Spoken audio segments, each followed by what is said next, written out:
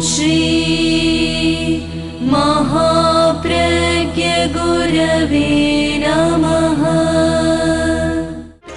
जिसके सांसों में रहता है शाश्वत शांति का स्पंदन, उस महाप्रज्ञ को वंदन, उस महाप्रज्ञ को वंदन।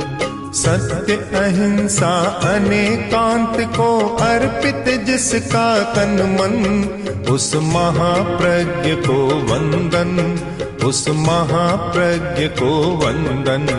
जिसके सांसों में रहता है शाश्वत शांति का स्पंदन, उस महाप्रज्ञ को वंदन, उस महाप्रज्ञ को वंदन।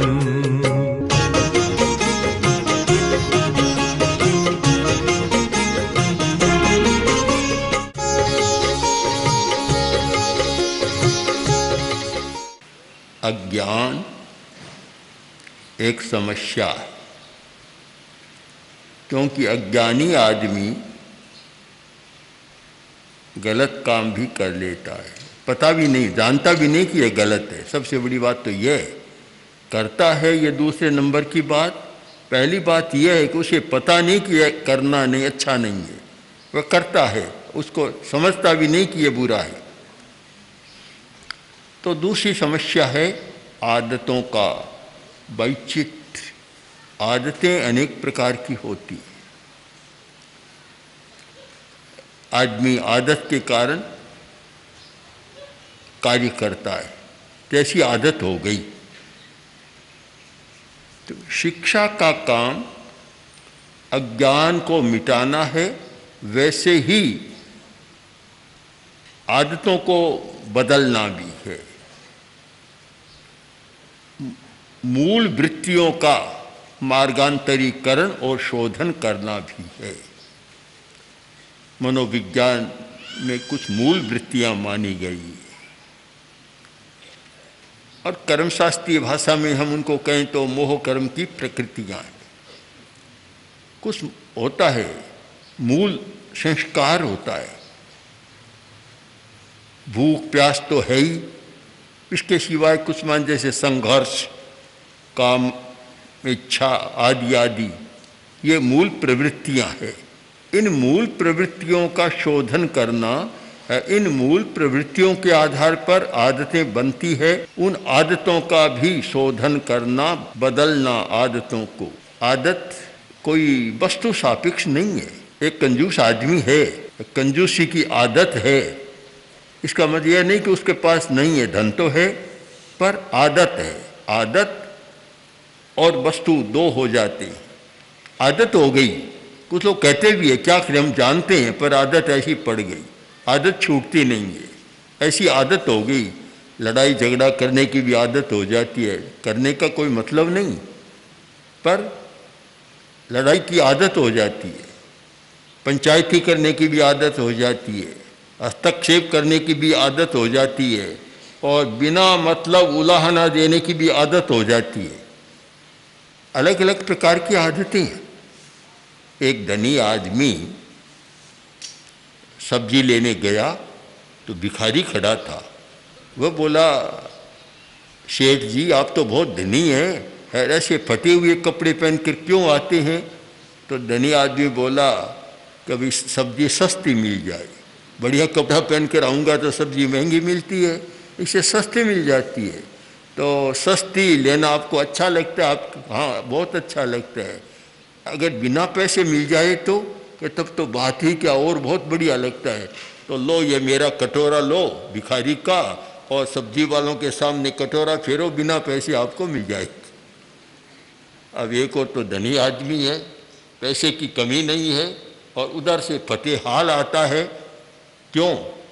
आदत है, आदत के कारण होता है। हमें विश्लेषण करें कि बहुत सारी बातें आदत के कारण होती है, और सबकी आदत समान नहीं होती, अलग अलग होती है। किसी एक भाई ने अपनी पत्नी से कहा कि तुम बहू को बार बार टोकती हो, कहती रहती हो दिन भर, ये अच्छा नहीं है, इससे बिगड़ जाएगी। कि करूं क्या, मैं जानती हूं पर मेरी तो आदत पड़ गई, छूटती नहीं है। अब ये शायद 1000 आदमियों का इंटरव्यू लो या सर्वे करो तो बहुत सारे लोग कहेंगे कि भाई बात तो ठीक है, कठिनाई है, पर करूं क्या, मेरी आदत हो गई। अब आदत हो गई, इसका कोई उत्तर नहीं है, इसका कोई समाधान ही नहीं, कोई तर्क भी नहीं है कि मेरी आदत है, भाई इतने में छुटकारा हो जाता है, आगे कोई समाधान भी नहीं मिलता। तो शिक्षा का काम है आदतों को बदलना, मार्गांतरीकरण करना, उन आदतों का शोधन करना, आदतों की काट छांट करना और नई आदतों का निर्माण करना, यह शिक्षा का कार्य है। वर्तमान में तो देखता हूँ कि अज्ञान निवृत्ति तो बहुत अच्छी हो रही है, किंतु आदतों का निराकरण या परिवर्तन यह तो शायद अभी शिक्षा के साथ जुड़ा हुआ नहीं है। हम आदतों पर विचार करें कि विद्यार्थी अलग अलग प्रकार के होते हैं। किसी में क्रोध करने की आदत है, किसी में अहंकार की आदत है, अहंकार से कुछ आदतें बन गई, कभी झुक ही नहीं सकता। किसी में प्रमाद है और किसी में आलस्य है, अलग अलग आदतें हैं। उनको कैसे बदला जाए और उनको पहले समझा जाए कि शिक्षार्थी में ये आदतें हैं, ये शिक्षा में बाधक होती हैं, इसलिए इनका परिवर्तन होना चाहिए। बहुत सुंदर उत्तराध्ययन में कहा गया, थंभा कोहा पमायेणं रोगेणा लस्सयेन। ये 5 कारण ऐसे हैं जिससे शिक्षार्थी ठीक शिक्षा ग्रहण नहीं कर सकता। यही शिक्षा न लभई, शिक्षा प्राप्त नहीं होती। 5 कारण। पहला कारण है थंभा, खंभा, प्राकृत का शब्द है थंभा और इसको हिंदी का बना लो खंभा। खंभे की तरह अकड़ कर रहना जानता है, झुकना बिल्कुल नहीं जानता। वह व्यक्ति शिक्षा के योग्य नहीं बनता और यह आदत शिक्षा में बहुत बाधा डालती है और अगर न बदले तो फिर पूरे पारिवारिक जीवन में भी दुख पैदा करती है। अहंकार बहुत बड़ी समस्या है।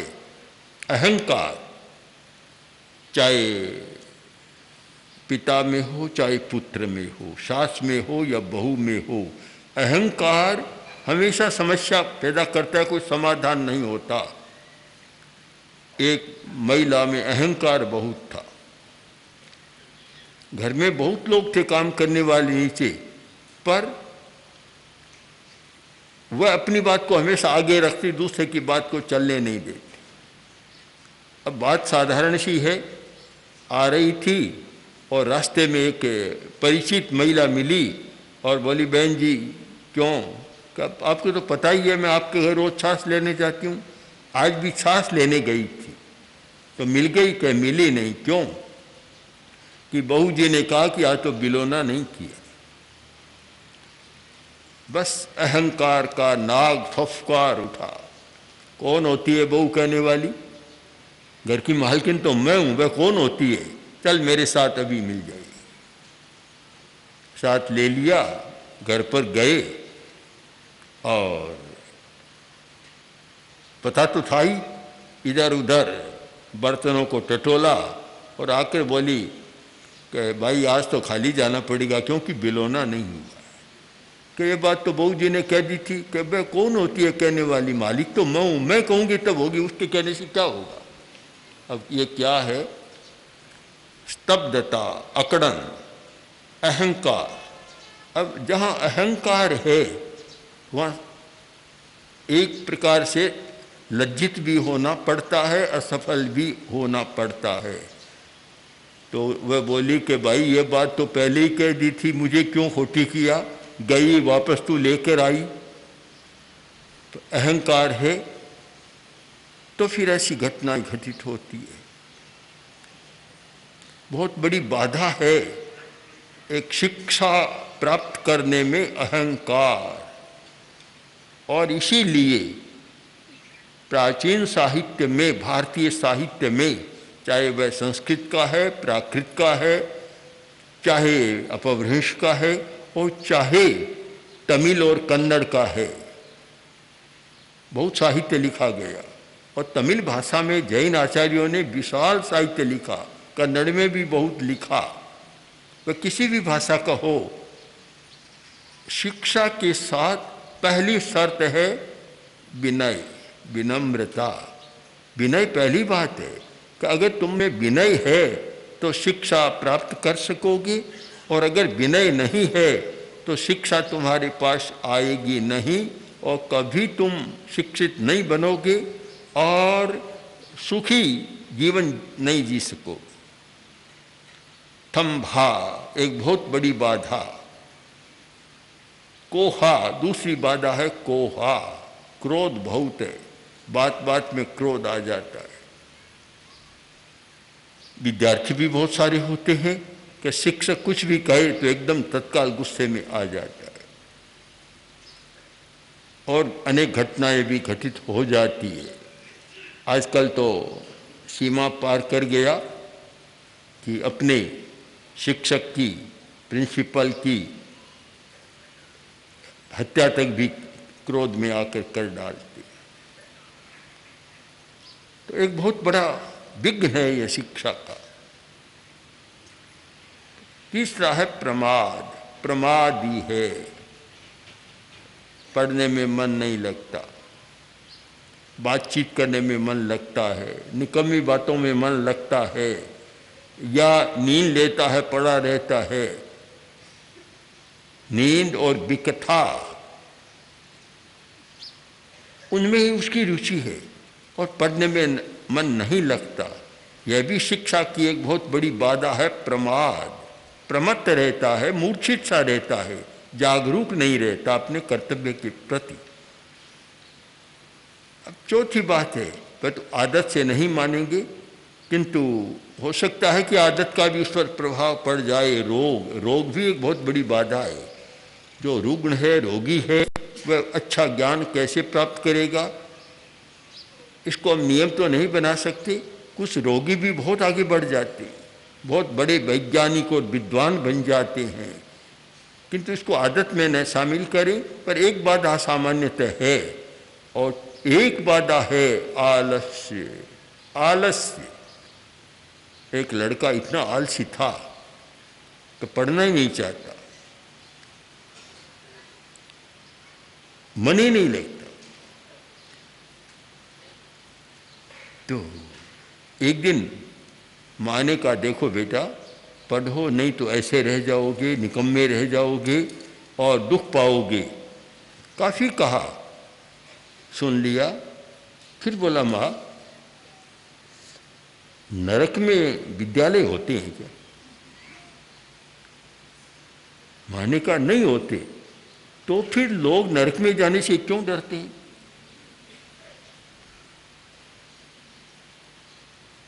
इतना आलसी के विद्यालय का मुंह भी देखना नहीं चाहता था, बस पड़ा रहता दिन भर। तो फिर एक दिन माँ ने कहा कि देखो जाओ, क्या तुम्हारे पास पेंसिल नहीं है?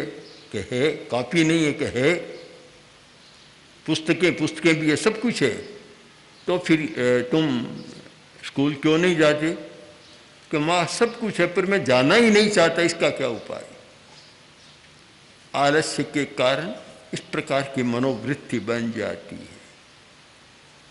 अब हमारे सामने प्रश्न है कि शिक्षा के द्वारा इन आदतों को कैसे बदला जाए। अगर ये आदतें न बदले तो फिर शिक्षा का कार्य अधूरा हो जाता है। शिक्षा का कार्य तब पूरा हो कि जानकारी हो, और जानकारी के साथ आदतों में परिवर्तन हो, दोनों हो तब काम पूरा होता है। कोई जानकारी हो गई, आदत में 1 इंच से भी इधर उधर नहीं होता है, तो फिर शिक्षा का क्या लाभ, एक बड़ा प्रश्न है हमारे सामने। जीवन विज्ञान की जो परिकल्पना की गई उसका यही तो आधार है। कभी शिक्षा के द्वारा जानकारियाँ बढ़ रही है, ज्ञान बढ़ रहा है, बहुत सारी सूचनाएं नई नई जानी जा रही है, पर आदमी जैसा का तैसा है, आदतों में कोई परिवर्तन नहीं हो रहा है। और वह कैसे हो? जो वर्तमान चालू पाठ्यक्रम है उसमें यह संभव नहीं है, तो कैसे हो?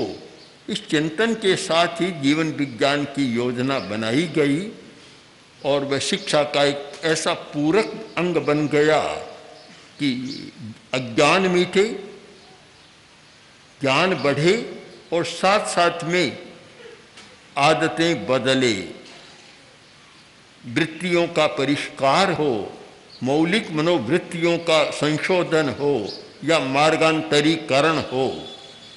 इस उद्देश्य से जीवन विज्ञान की बात सामने रखी गई।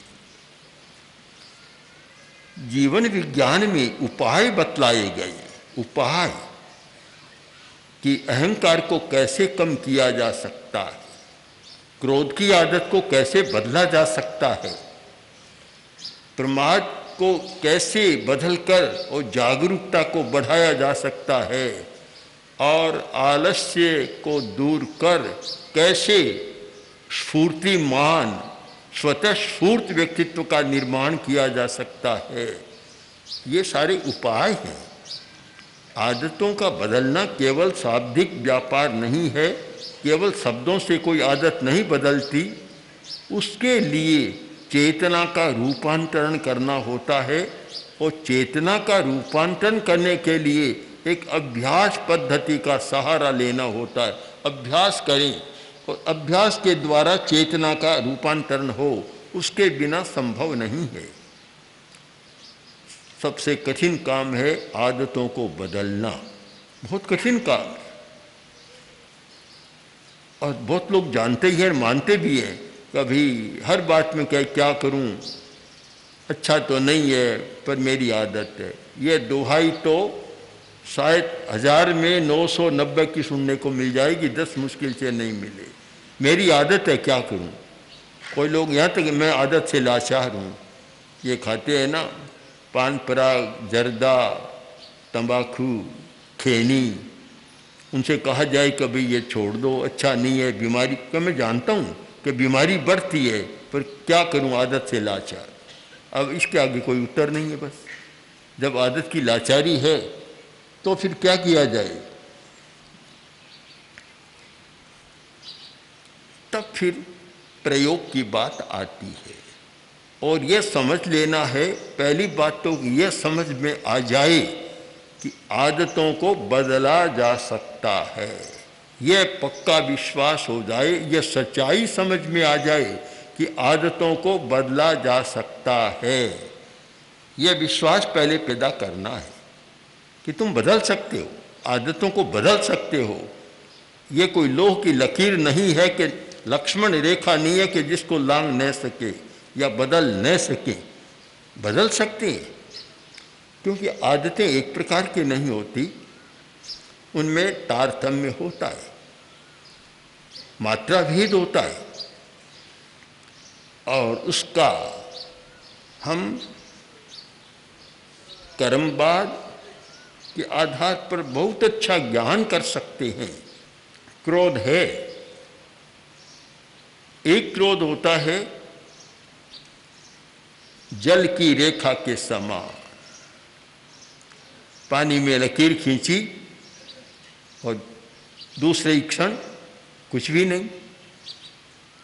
एक होता है मिट्टी की रेखा के समान, बालू की रेखा में।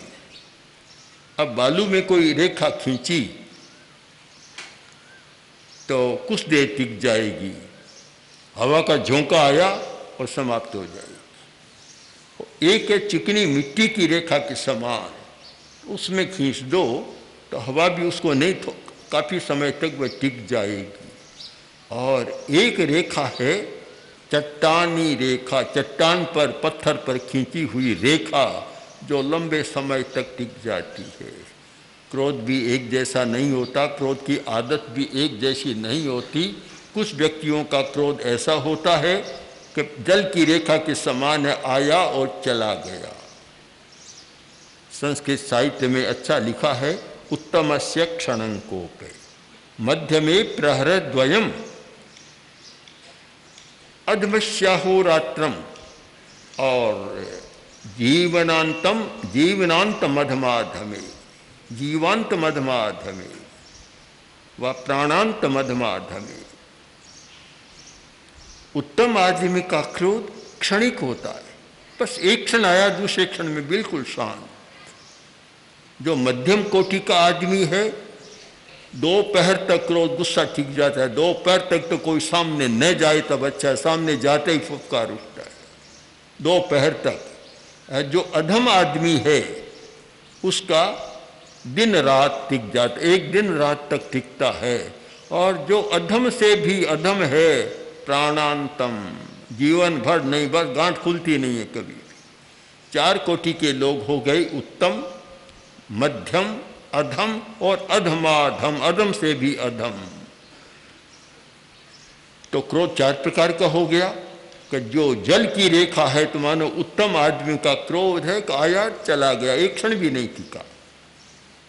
और बालू की रेखा जैसा है तो मान लो दोपहर टिक गया, कुछ देर बालू की वह टिक गई। और जो मिट्टी का है उसको हम मान लें कि वह अधम आदमी का है तो दिन रात टिक गया, लंबे समय टिक गया। और अधमाधम है उसका तो चट्टानी रेखा है कि जीवन भर गुस्सा कभी शांत नहीं हुआ, जिसके प्रति क्रोध आया और उसे देखते ही बस आंखें लाल हो जाती है, भ्रिकुटी तन जाती है। तो आदत के भी कई प्रकार हैं, तारतम्य है। क्रोध भी समान नहीं होता तो अहंकार भी समान नहीं होता, अहंकार में भी तारतम्य है। 4 प्रकार का अहंकार भी हो जाता है। तो फिर इनको बदलना कैसे? तो बदलने का तरीका बड़ा आसान तो नहीं है, कठिन है। क्योंकि एक जो उत्तम कोटि का कोई विद्यार्थी है, उस पंक्ति का है, तो उसकी क्रोध की आदत को जल्दी बदला जा सकता है, बदल जाती है। और हमने देखा प्रेक्षक ध्यान शिविर में लोग आते हैं, कुछ व्यक्ति 2-4 दिन में ऐसे शांत बन जाते मानो कभी क्रोध किया ही नहीं था। हमारे सामने बहुत उदाहरण है ऐसे व्यक्तियों के कि जो आए तब कितने गुस्सेल थे और गए तब बिल्कुल शांत। एक व्यक्ति युवक प्रेक्षा ध्यान में भाग लेने आया, शिविर में रहा, मैं प्रयोग करा रहा था। मैंने प्रयोग संपन्न किया और कुछ भाई मेरे पास आए और बोले कि आपने किस युवक को यहाँ शिविर में रखा है, दुनिया की जितनी बुराइयाँ सारी इसमें पाती है, कैसे रख लिया? मैंने कहा भी हमें तो पता नहीं होता कि कौन क्या बुराई है, बस हम तो आते हैं और जिनमें ध्यान की रुचि है देखते हैं अच्छा प्रयोग करता है उसे ले लेते हैं, और जाता है तब भी अच्छा लगता है हमें। तो उसने कहा नहीं बहुत खराब है, तो ऐसा वैसा खूब बखान किया। शिविर में रहा, चला गया। और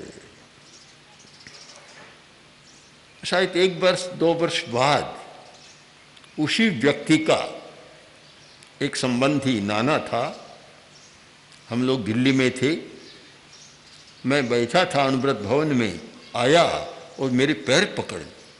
मैंने कहा भी ठीक है, बनना हो गई, छोड़ता नहीं है। क्यों?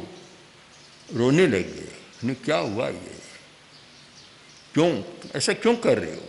कि क्या कर रहा हूँ? आपने मेरा कल्याण कर दिया, मेरे परिवार का। वह मेरा दोहिता जो कुल का कलंक था और आज वह प्रेक्षा ध्यान का अच्छा प्रशिक्षक बन गया। तो आदमी बदलता है, तारतम्य है। हम कोई न बदले तो मान ले कोई चट्टान की रेखा है, बड़ा कठिन काम है, बदल तो वह भी सकता है पर बहुत लंबा समय लगता है। किंतु बहुत लोग तो ऐसे ही आते हैं, कोई जल की रेखा जैसा आता है, कोई बालू की रेखा जैसा आता है और कोई मिट्टी की रेखा जैसा आता है। तो मान लें कि 75% तो परिवर्तन योग्य व्यक्ति आते हैं और 20-25% ऐसे होते हैं जिनमें कठिनाई होती है, पर उनको भी बदला जा सकता है, लंबा समय लगे भले। ओम श्री महाप्रज्ञ